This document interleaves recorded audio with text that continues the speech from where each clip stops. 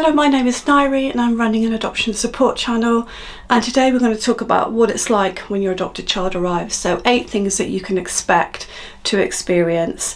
I have 2 adopted sons myself, and on my channel is everything around adoption topics.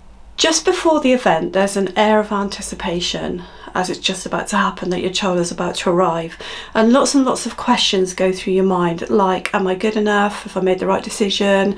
Is the child going to like me? And probably lots of doubts and fears about how you're going to do as a parent. And I think that will be natural.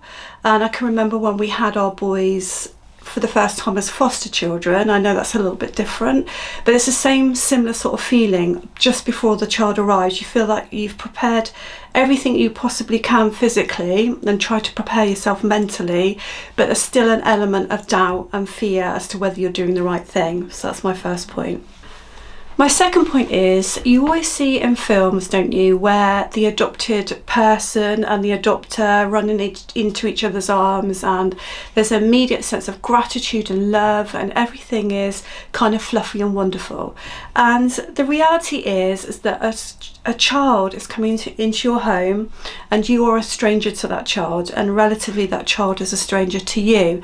It may feel a little bit different if you have a baby coming in, but actually still you haven't had chance to build that relationship up with that child or baby. So it isn't as you see in the films. It's like starting from the beginning of a journey and the beginning of a relationship, and it can feel a little bit strange because actually you don't know what reactions they're going to have to things. You don't know their needs and wants yet. You don't know what routines they've had in place, and so it's very much the beginning of a steep learning curve.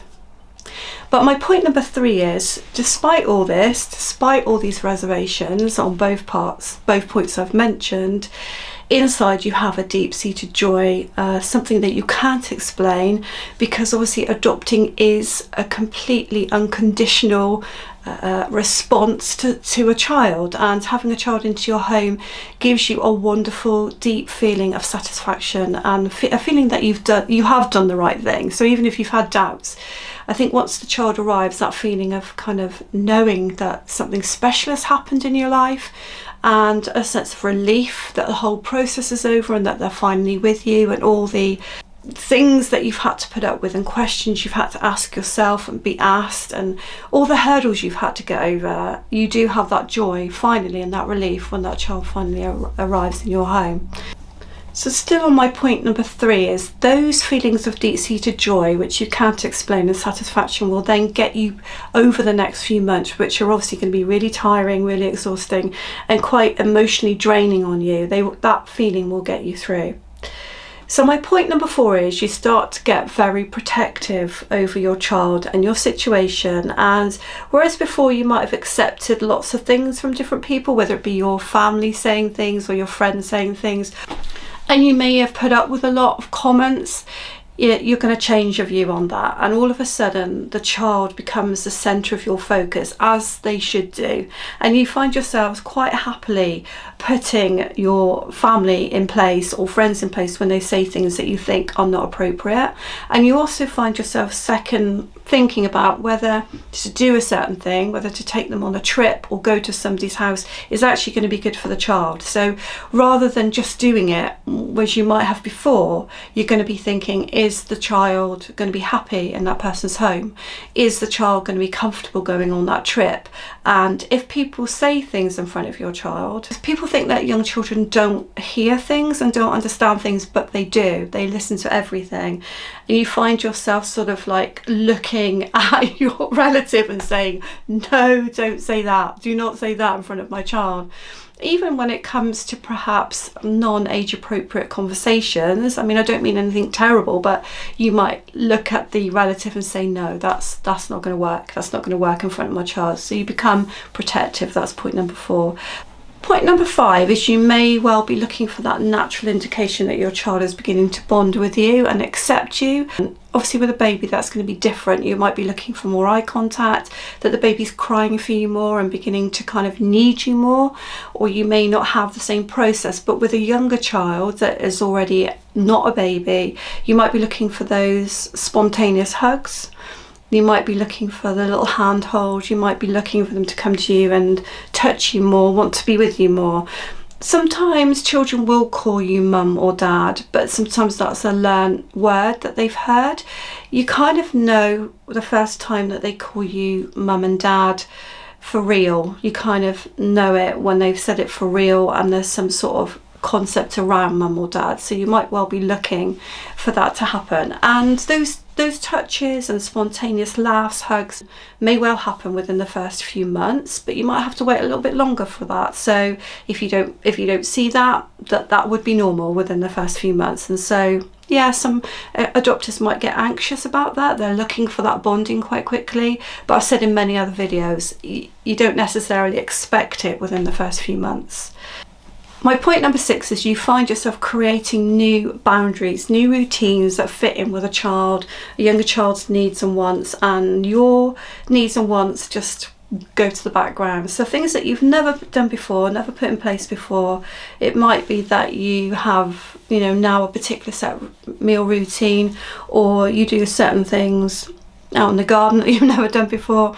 You'll find yourself making routines for that child because it begins to be apparent that all of a sudden you realise that this child is here to stay. And that is also a wonderful feeling, that you realise that the things that your life was before is now going to be very different, and that you need to build your life around routines and boundaries around the child. And that's a very special time as a family, as you build that up, either with your partner or on your own, making life different and new. My point number 7 is you begin to become very proud as a parent, and you just have so much pride in the right way about your adopted child. And I'll tell you a story. So I went to a shop one day. It was quite a big shop, and my husband and I were looking for stuff for our sons, and we were on our own together.